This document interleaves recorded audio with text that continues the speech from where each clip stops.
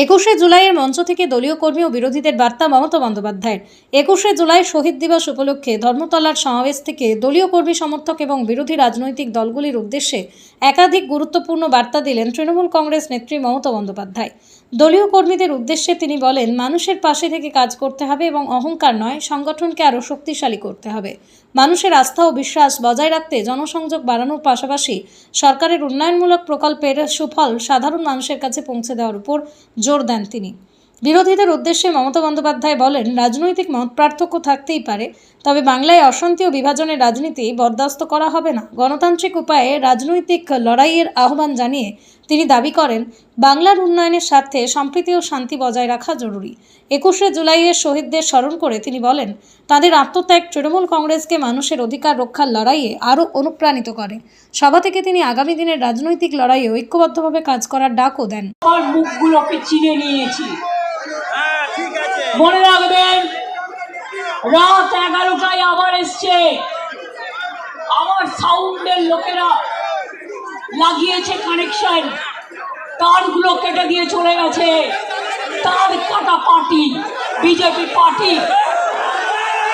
এবার মনে রাখবেন, সমস্ত তার কেটে দিয়েছিল। বলে না, যার কেউ নেই তার ঈশ্বর আছে।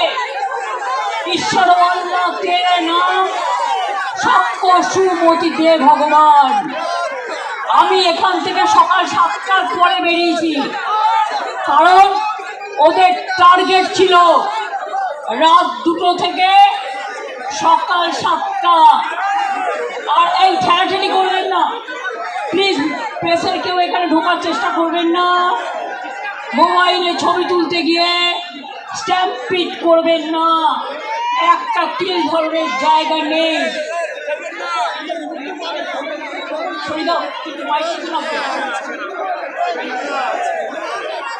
আমি আপনাদের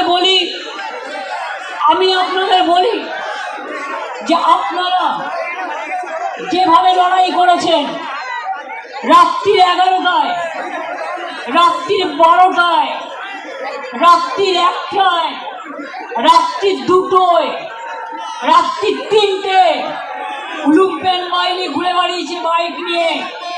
আর তার কাটা দল সাউন্ডের তার কাটতে কাটতে গেছে।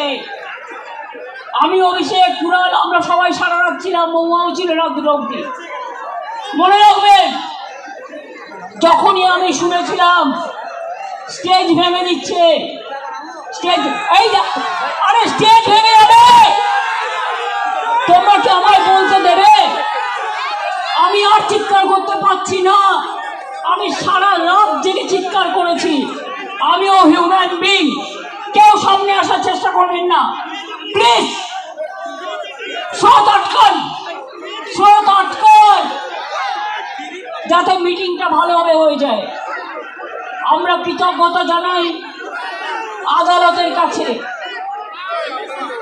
তারা আমাদের পারমিশন দিয়েছেন। সেই পারমিশনে এই মিটিং হচ্ছে। তা প্লিজ কথা কম বলুন, বাদিকে কত তোলা ধান্দা শুধু।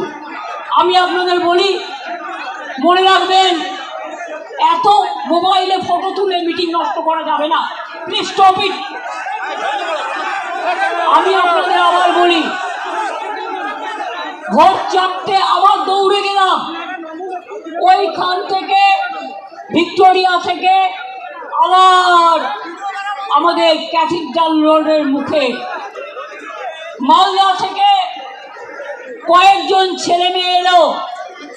কে ভাই এখন হেলমেট আর এ নিয়ে বেরোচ্ছেন? একটু ওয়েট করুন please. Police please don't allow anybody two. তার কারণ হচ্ছে এটা স্ট্যাম্পিড হয়ে যাবে। আমি মানুষের ওপর দিয়ে স্ট্যাম্পিড করতে দিতে চাই না, আপনাদের সহযোগিতা চাইছি। বারবার পুলিশকে বলেছি, যখন ওখানে হামলা হচ্ছে পুলিশ নেই, যখন এদিকে হামলা হচ্ছে ওরা এসছে রাত 2টোর পর, 2-1জন ছিল। হাইকোর্ট অর্ডার দেওয়া সত্ত্বেও এই কাউকে এদিকে যেতে বলবে না, যে যার মতো